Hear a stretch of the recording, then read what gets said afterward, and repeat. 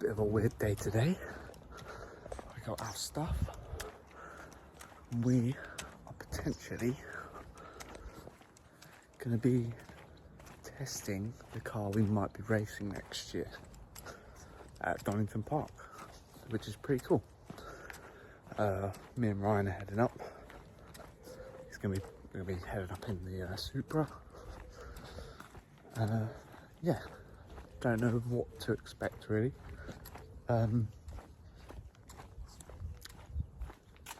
I'll let you know what the car is when we get there. It's a pretty cool car. There's nothing like crazy extravagant, but it is a race car, not a road car.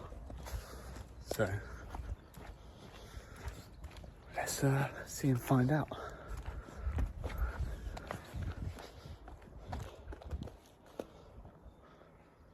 Oh, need a coffee.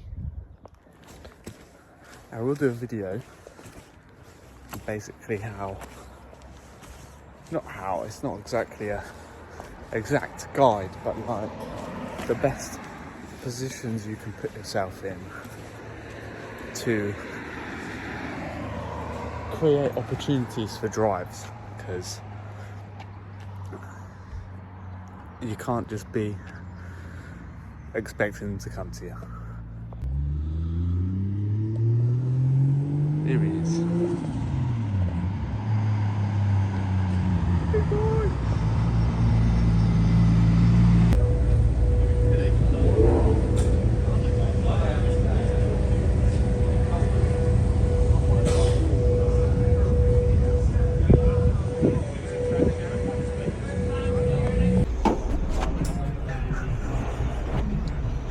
Oh. I cannot see you, Sam. I cannot see you. Hello. Hello. Okay, let's pause. You may be wondering, what the hell is this MX-5 looking thing? Now, this is no MX-5. It is a Ginetta Junior or a Ginetta G40. Mostly raced by children, ages like 14 to 17, and raced by the likes of someone like Lando Norris when he was a young lad. Now, I am no young lad, so I do struggle to fit in this car, but I will be racing alongside a 17, 18-year-old in this car. Now, this car is 138 horsepower, as it's had a different ECU, and weighs 850 kilos. So it is no slouch, as you're about to see. Now, this is a 6-speed sequential on a stick, so no paddles, no manual transmission. I've never driven manual, and there is also no brake servo assist as well. So the brake pedal is going to feel solid as ever. As you can see, I'm squeezing into this car, and Ryan's basically trying to push me in, and it's a very small cockpit. These are a purpose-built race car, and they are amazing to drive, as I'm about to find out. But nevertheless, let's go and give it a go. It's a lovely track day here at Donington. Not a test day, but it is fully booked. So we're probably not going to get a clean lap, but at least we can get a nice feel for the car.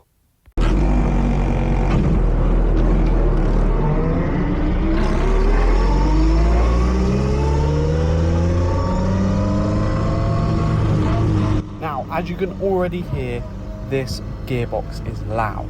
It's running a Quaife sequential box, straight cut gears, and if you've ever driven a car with straight cut gears, you know they are loud. So that's also something to get used to. Obviously, being in the industry I'm in, and working in motorsport, and I work a lot with Ginettas, I am used to this noise, just not whilst driving.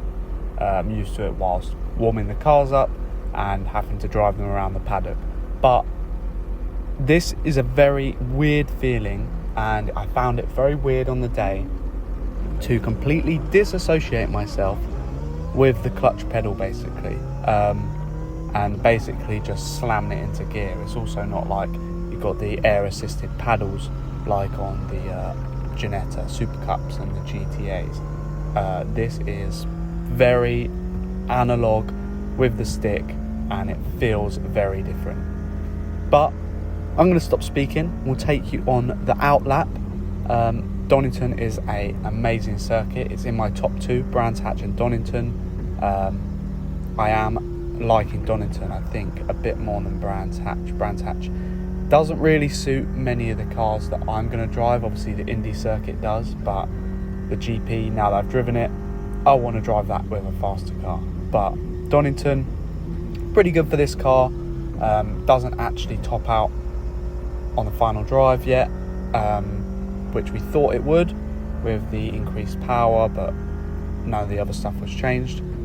But yeah, it was a really nice track for this car. So we're about to come on to the last straight. It's on the national circuit, so it's the final straight before the chicane, and we'll go on to our first flying lap.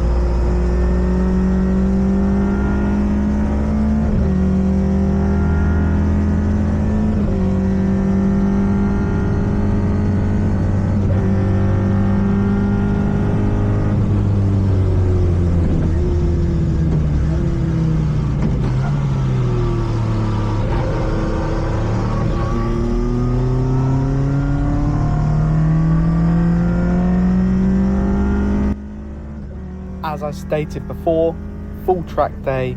Obviously there's rules on track days. Can't overtake on corners, can only overtake on the left on a straight. Now, with every track day, what do you get?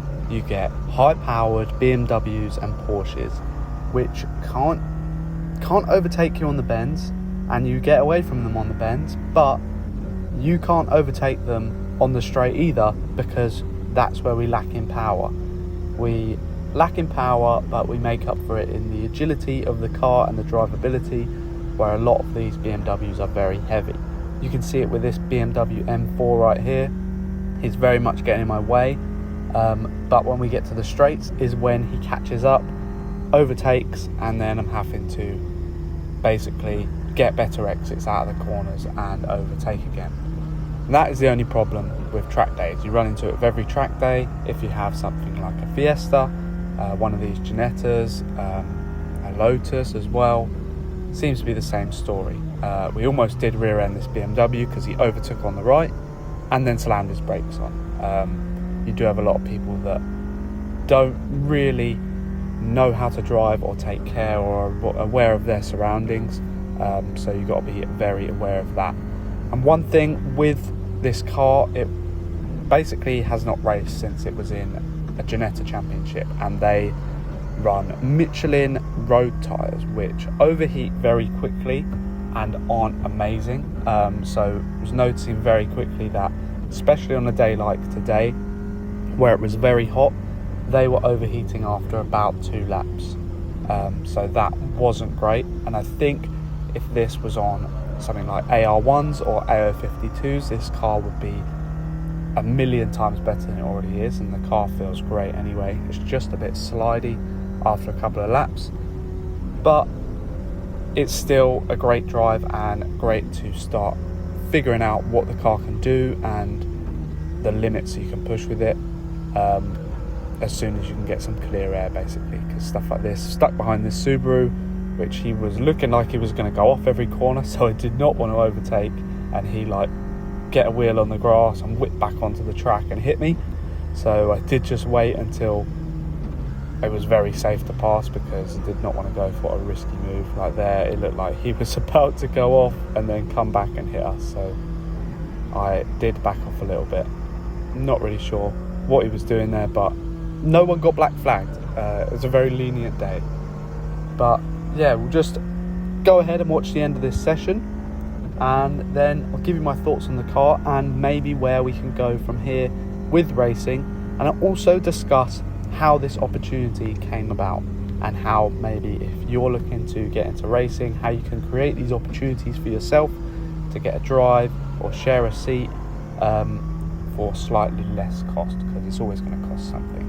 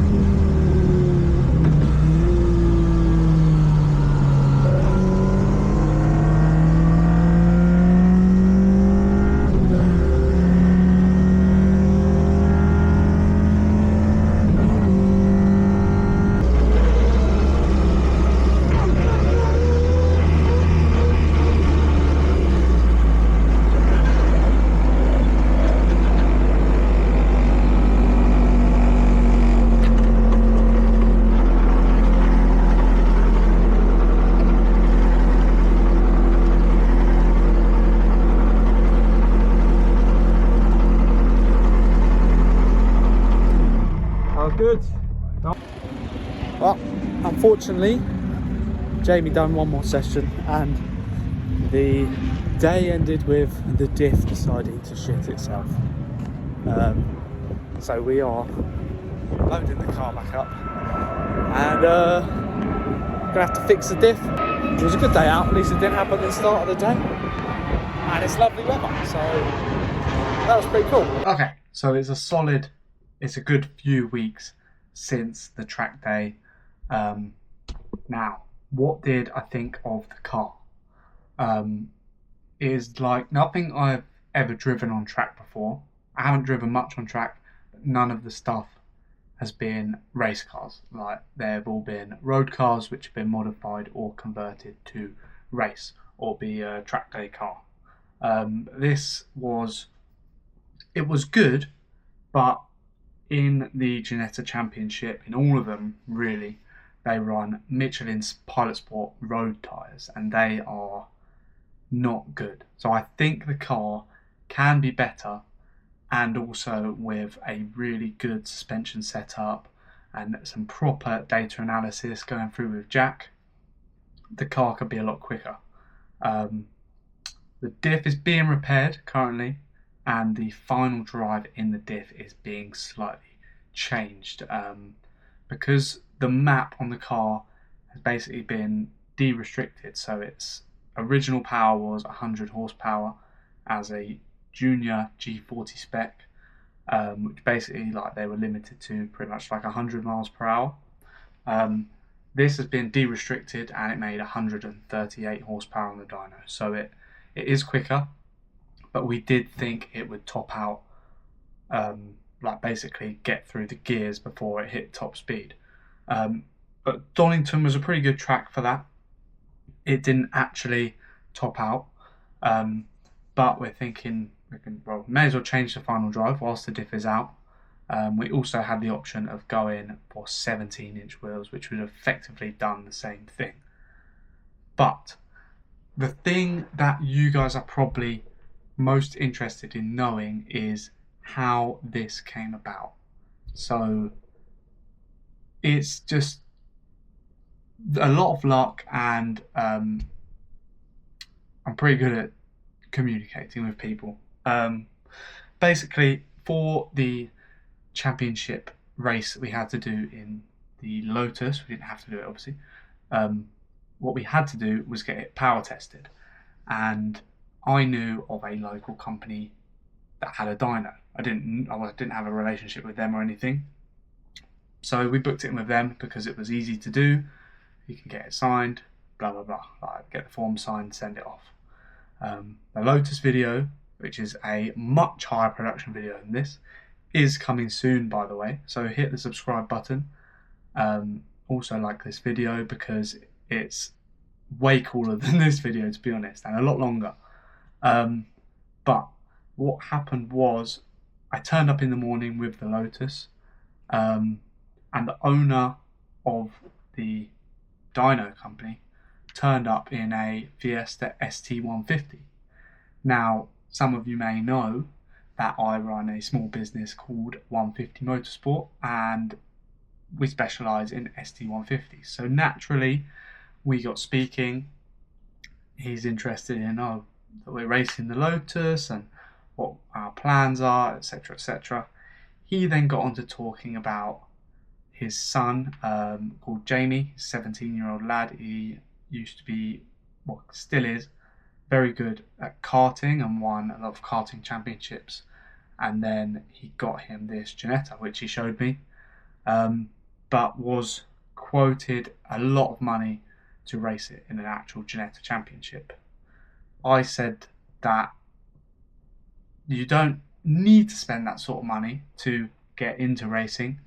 It's obviously not cheap, but it's not the figure that he had in mind. So I was willing to help them figure out how he can get his son back into racing.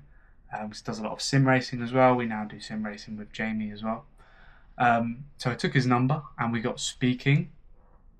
And then after some speaking, he basically asked if I would drive alongside his son Jamie in the Ginetta, which is not something I expected to happen.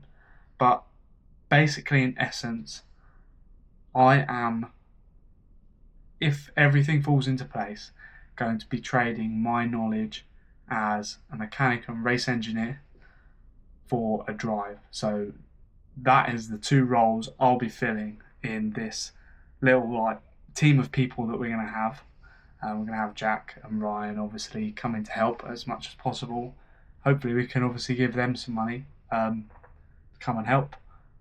And that is how that's happened. But yeah, once the car is fixed, hopefully we can get out again.